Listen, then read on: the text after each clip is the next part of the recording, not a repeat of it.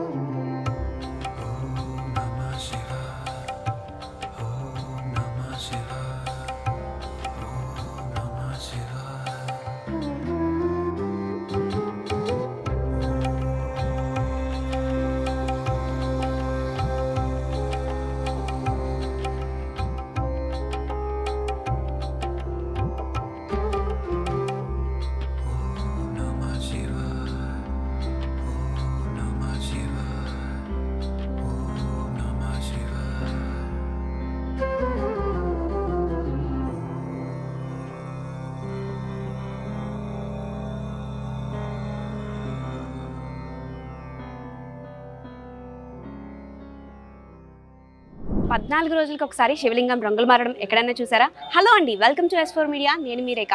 ఈరోజు మనం వచ్చేసాం పంచారామ క్షేత్రాల్లో ఒకటైనటువంటి భీమవరంలో ఉన్న గునుపూడి శ్రీ సోమేశ్వర స్వామి ఆలయం దగ్గరికి. ఇది పంచారామాల్లో ఒకటిగా ప్రసిద్ధి చెందుతుంది. ఇక్కడ శివలింగాన్ని ఇంద్రుడు స్థాపించాడు కాబట్టి అమావాస్య మరియు పౌర్ణమికి ఇక్కడున్న శివలింగం దానికి తగ్గట్టుగా రంగులు మారుతూ ఉంటుంది. ఈ గుడి విశిష్టత ఏంటి, గుడి వెనకాల ఉన్న స్థల పురాణం ఏంటి, మరిన్ని విశేషాలు గుడిలోకి వెళ్ళి తెలుసుకుందాం. నాతో వచ్చేసేయండి. మనం గుడిలోకి ఎంటర్ అవుతూనే పక్కన ఒక కౌంటర్ ఉంటుంది అనమాట. ఇక్కడ అంతరాలయ దర్శనానికి అలాగే ఇక్కడ జరిగే పూజలు అభిషేకాలకి ఇక్కడ టికెట్లు తీసుకోవాలి. మనం ఇప్పుడు బయట నుంచి వచ్చేటప్పుడు అక్కడ ఒక నందిని చూసాం కదా, మనం అక్కడ నందిని దగ్గర నుంచి చూస్తే మనకి అన్నపూర్ణదేవి కనిపిస్తారు. అలాగే గుడి లోపలికి ఎంటర్ అవగానే ఇక్కడ ఒక నంది ఉంటారనమాట. ఇక్కడ నుంచి మనం చూస్తే మనకి స్వామివారి దర్శనం అయితే కలుగుతుంది. అదే ఈ నంది.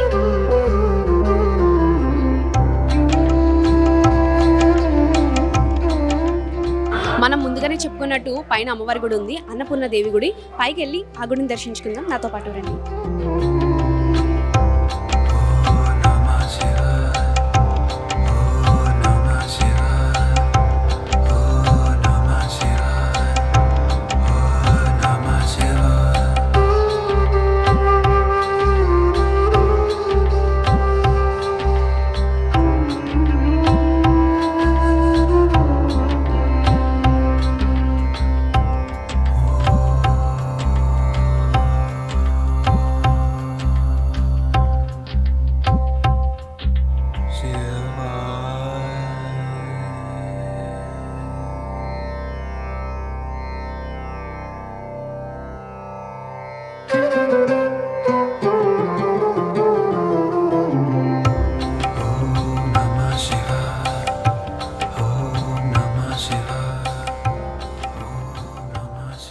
నమస్కారం గురూజీ, ఈ గుడి యొక్క స్థల పురాణం గురించి చెప్తారా? నమశివాభ్యాం నవయవ్వనాభ్యాం పరస్పరాశ్లిష్ట వపుర్ధరాభ్యాం నగేంద్రకన్యా వృషకేతనాభ్యాం నమో నమః శంకర పార్వతీభ్యాం. పంచారామక్షేత్రం పరమపుణ్యధామం సోమారామం. ఆరామక్షేత్రాలలోనే సర్వశ్రేష్ఠంబుగా విరాజిల్లుతోంది ఈ క్షేత్రం. ఎందుకనగా పూర్వకాలంలో తారకాసురుడనే రాక్షసుడు ఘోర తపస్సు చేసి అమృతాత్మకమైనటువంటి ఆత్మలింగాన్ని వరంగా పొందుతాడు. అతడు వరం పొందడం వల్ల అజేయుడై దేవతల్ని, మునుల్ని, బ్రాహ్మణుల్ని హింసిస్తూ యజ్ఞయాగాది క్రతువుల్ని ధ్వంసం చేస్తూ ఉంటాడనమాట. వీరందరూ చింతిస్తూ ఆ స్వామిని ప్రార్థిస్తారు. వీరందరూ పరమేశ్వరుని, అయ్యా రాక్షసుడికి మీరు వరమిచ్చారు, అది మాకు శాపంగా మారింది, దీనికి ఏదైనా తరుణోపాయాన్ని ఉపదేశించడం మహాప్రభు అని ప్రార్థన చేయగా దేవతల సేనాధిపతి అయినటువంటి సుబ్రహ్మణ్యేశ్వర స్వామి ద్వారానే మీకు విముక్తి కలగలదని చెప్పి ఉపాయాన్ని చెబుతారు. వీరందరూ కూడా సుబ్రహ్మణ్యేశ్వర స్వామిని ప్రార్థన చేస్తారు. యుద్ధం చేసి ఆత్మలింగం ఛేదన అంటే పగిలిపోతే కానీ ఆ రాక్షసుడికి మరణ సంభవం జరగదు. యుద్ధంలో ఆత్మలింగం ఛేదనై 5 భాగాలై భూలోకంలో పడ్డాయి. 5గురు దేవతలు పలు పలు ప్రదేశాల్లో సంరక్షించి వారి పేరుని ఇమిడీకృతం చేసుకున్నారన్నమాట. అంటే స్వయంభూగా వెలిసినట్టే అక్కడ పడిపోతే సంరక్షించారన్నమాట. ఇక్కడ చంద్రుడు ప్రతిష్ఠ చేశాడు కాబట్టి దీనికి సోమేశ్వరుడు అని పేరు వచ్చింది. చంద్రుడి యొక్క కళ్ళన్నీ స్వామివారిలో కనపడతాయి. అమావాస్య గోధుమ వర్ణంలో నల్లగా మచ్చలు, అలాగే పౌర్ణమికి తెల్లగాను మనకి స్వామివారు దర్శన భాగ్యాన్ని కలిగిస్తారు. ఏకగోపురంలో కింద స్వామివారు ఉండడం, పై అంతస్తులో అమ్మవారు ఉండడం విశేషం. ప్రపంచంలో ఎక్కడా మనకు తారసపడదు. ఈ యొక్క గుడిపూడి క్షేత్రంలోనే మనకు ఆ అదృష్టం కలిగింది. ఈ యొక్క క్షేత్రాన్ని దర్శిస్తే ఏమిటయ్యా అని చెప్పి ఒక ప్రశ్న వేసుకుంటే, వేదం ఏం చెబుతోందయ్యా అంటే, నేను ఈ గుళ్ళో వేద పండితుడిని, వేదం ఏం చెబుతోందయ్యా అంటే చంద్రమా మనసో జాతః అని చెప్పి పురుష సూక్తంలో ఈ మంత్రం ఉంటుంది. మనస్కారకుడు చంద్రుడు.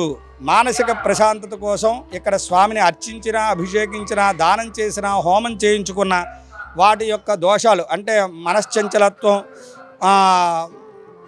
కీడు ఇలాంటివన్నీ కూడా పటామంజలైపోయి వారు సంతోషంగా ఉంటారన్నమాట. ఇక్కడ క్షేత్రపాలకుడు లక్ష్మీ జనార్దనుడు. బావగారు ఎక్కడుంటే బామ్మరది గారు కూడా అక్కడే ఉంటారు. అంటే మీరు ద్వారకా తిరుమల చూస్తే వెంకటేశ్వర స్వామి క్షేత్రేశ్వరుడు అయితే క్షేత్రపాలకుడిగా పరమేశ్వరుడు ఉంటారన్నమాట అక్కడ. అలాగే ఇక్కడ విష్ణుమూర్తి ఉండడం వల్ల వివాహాది శుభకార్యాలు కూడా చేసుకుంటూ ఉంటారు. శతవర్షే 100 సంవత్సరాలు ఇక్కడ వివాహం చేసుకున్న వారికి 100 సంవత్సరాలు అన్యోన్య దాంపత్య సుఖజీవనంగా ఉంటారని భక్తుల యొక్క నమ్మకం, నిదర్శనం కూడాను. ఇక్కడ విశేషం అన్నాం కదా, పైన అమ్మవారు అన్నపూర్ణాదేవిగా విరాజిల్లుతున్నారు, మనకు దర్శన భాగ్యం కలిగిస్తున్నారన్నమాట. 27 నక్షత్రాలు మనకి, దాంట్లో 18 నక్షత్రాలు శాంతి చేయించుకోవలసిన నక్షత్రాలు అన్నమాట. దాంట్లో మిక్కిలి దోషభూయిష్టమైనటువంటిది జ్యేష్ఠ నక్షత్రం 4వ పాదం, మూలా నక్షత్రం 1వ పాదం. ఈ 18 నక్షత్రాల్లో జన్మించిన వారు ఇక్కడికి వచ్చి శాంతి చేయించుకున్న ఎడల, అంటే నక్షత్ర శాంతి, నవగ్రహ శాంతి చేయించుకున్న ఎడల వారి యొక్క దోషం అంతా కూడా పటాపంచలైపోయి సుభిక్షంగా సుఖశాంతులతో వర్ధిల్లుతారని భక్తుల యొక్క మన నమ్మకం, నిదర్శనం. ఇక్కడి నుంచి 20 కిలోమీటర్ల దూరంలో పాలకొల్లు అనే క్షేత్రం ఉంది. క్షీర రామలింగేశ్వర స్వామి రాముల వారు ప్రతిష్ఠ చేశారు. అలాగే ద్రాక్షారామం దక్ష ప్రజాపతి యజ్ఞం చేసిన చోట అక్కడే అమ్మవారు ఆహుతైన ప్రదేశం. అష్టాదశ శక్తిపీఠంలో ఒక పీఠం మాణిక్యాంబాదేవి, అక్కడ సూర్యుడు ప్రతిష్ఠ చేశారు లింగాన్ని. అలాగే సామర్లకోటలో కుమారస్వామి ప్రతిష్ఠ చేశారు. అమరావతిలో ఇంద్రుడు ప్రతిష్ఠ చేశాడు కాబట్టి దానికి అమరావతి అని పేరు వచ్చింది. 5 క్షేత్రాలని ఒకేసారి దర్శిస్తే అమృతాత్మకమైనటువంటి లింగాన్ని దర్శించడం మహద్భాగ్యం కలుగుతుందని జనులందరూ కూడా ఒకేసారి ఈ 5 క్షేత్రాలని మహాశివరాత్రి రోజు కానీ, లేకపోతే కార్తీక మాసంలో కానీ, లేక పర్వదినాల్లో కానీ, వారి సెలవు దినాల్లో కానీ ఒకేసారి 5 క్షేత్రాలను దర్శించి పునీతులు అవుతూ ఉంటారు. ఈ యొక్క క్షేత్రం యొక్క మహిమ, క్షేత్రపాలకుడు లక్ష్మీ జనార్దనుడు, నవగ్రహాలు, సూర్యుడు, తర్వాత సుబ్రహ్మణ్యేశ్వర స్వామి. ఈ క్షేత్రానికి ఏర్పడడానికి కారకుడైనటువంటి వారు సుబ్రహ్మణ్యేశ్వర స్వామి కాబట్టి ఆయన కూడా ఇక్కడ ఉపాలయాలుగా ఇక్కడ ఉన్నారు. మీరందరూ భక్తులందరూ వచ్చి స్వామిని దర్శించి పునీతులు అవ్వాల్సిందిగా వేద పండితుడు అయినటువంటి లింగాల సూర్యప్రసాద్ ఘనపాటి కోరుకుంటూ, సహనావతు సహనో భునక్తు సహ వీర్యం గర్వావహై తేజస్వినావధీతమస్తు మా విద్విషావహై. ఓం శాంతి శాంతి శాంతి. ఇక్కడ ఎలాంటి పూజా కార్యక్రమాలు జరుగుతాయి అమ్మవారికి కానీ స్వామివారికి కానీ?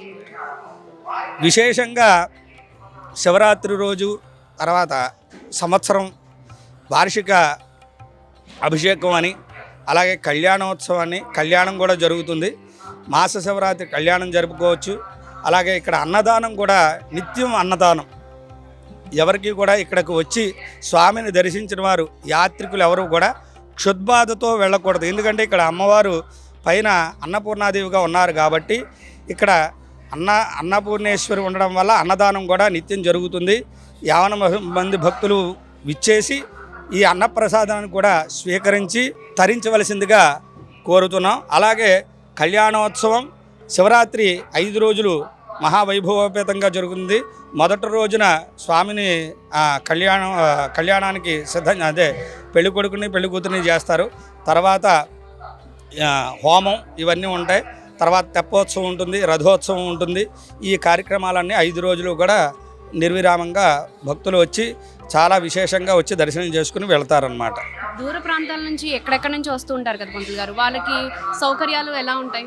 విశేషంగా ఎటువంటి ఇది జరగకుండా వచ్చిన ప్రతి భక్తుడు కూడా స్వామిని దర్శించి తరించి వెళ్ళడానికి ఇక్కడ కార్యనిర్వహణాధికారి వారు సమస్తం అంటే వారికి ఎటువంటి అసౌకర్యం కలగకుండా చాలా విశేషంగా ఇక్కడ చేశారు. వచ్చిన ప్రతి భక్తుడు కూడా దర్శనం చేసుకుని వారు భోంచేసి వెళ్ళాల్సిందిగా ఈవో గారు చాలా పకడ్బందీగా ఈ యొక్క దేవాలయాన్ని సంరక్షిస్తూ ఉన్నారన్నమాట. మనం గుళ్ళోకి ఎంటర్ అవ్వగానే గుడి చుట్టూ కూడా చిన్న చిన్న ఆలయాలు ఉంటూనే ఉంటాయి. మనం ఇప్పుడు వచ్చేస్తాం శ్రీ సూర్యనారాయణ స్వామి వారి ఆలయానికి.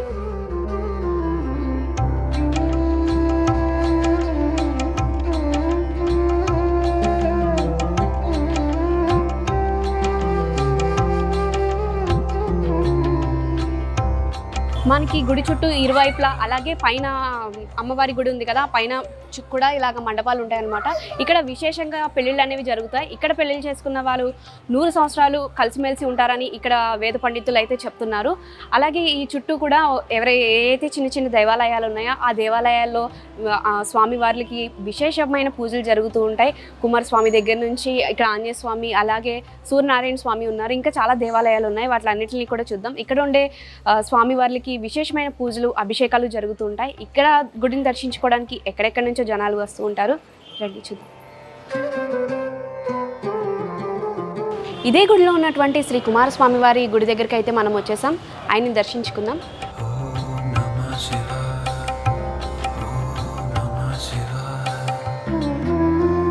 ఇక్కడ మనం చూస్తున్న విగ్రహాలకి ఎక్కడెక్కడి నుంచో 28 నక్షత్రాలు ఉంటాయి కదా, నక్షత్రాల్లో జాతక దోషాలు ఉన్న వాళ్ళు, ఎవరైతే దోషాలతో బాధపడుతున్నారో వాళ్ళు ఇక్కడ ఉన్న విగ్రహాలకి అభిషేకాలు చేయించుకోవడం, శాంతి హోమాలు చేయించుకోవడం ద్వారా వాళ్ళ శాంతులు ఏవైతే దోషాలు ఉన్నాయో అవన్నీ పోగొట్టుకుంటారని ఇక్కడ వేద పండితులు చెప్తున్నారు.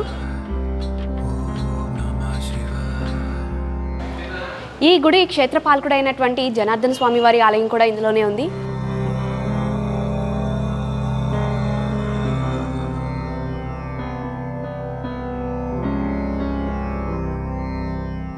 స్థల పురాణం ప్రకారం చూసుకుంటే గౌతమ మహర్షి అయినటువంటి అహల్యపై ఇంద్రుడు మోహపడతాడు. గౌతమ మహర్షిని మాయ చేసి దారి తప్పించి అహల్యను కౌగిలించుకుంటాడు. అహల్యకు ఈ విషయం తెలుస్తుంది, తనను ఎవరో మాయ చేసి కౌగిలించుకున్నారని. ఈ విషయం తెలిసిన గౌతమ మహర్షి ఇద్దరిని శపిస్తారు. ఆ శాపానికి విముక్తిగా ఇద్దరు అయితే పాప ప్రాయశ్చిత్తం కోరుకుంటారు. అప్పుడు ఇంద్రుడికి గౌతమ మహర్షి గౌతమి నదిలో స్నానం చేసి శివుణ్ణి ఆరాధిస్తే నీ పాపం తొలగిపోతుందని చెప్తారు. అప్పుడు ఇంద్రుడు ఒక లింగాన్ని ప్రతిష్ఠిస్తారు. అదే భీమవరంలో ఉన్నటువంటి గునిపూడిలో సోమేశ్వర స్వామి ఆలయం. ఆయన చేత స్థాపించబడిన శివలింగం ఇదే. ఎంతో ప్రసిద్ధమైనది. ఇంద్రుడికి ఉన్న గుణాలు ఆయనలో కనిపిస్తాయని అంటారు. పౌర్ణమి రోజు తెల్లగా, అమావాస్య రోజు నల్లగా అంటే గోధుమ రంగులోకి మారుతూ ఉంటారు. మనం ఇప్పుడు వచ్చేసాం ఆంజనేయ స్వామి ఆలయానికి.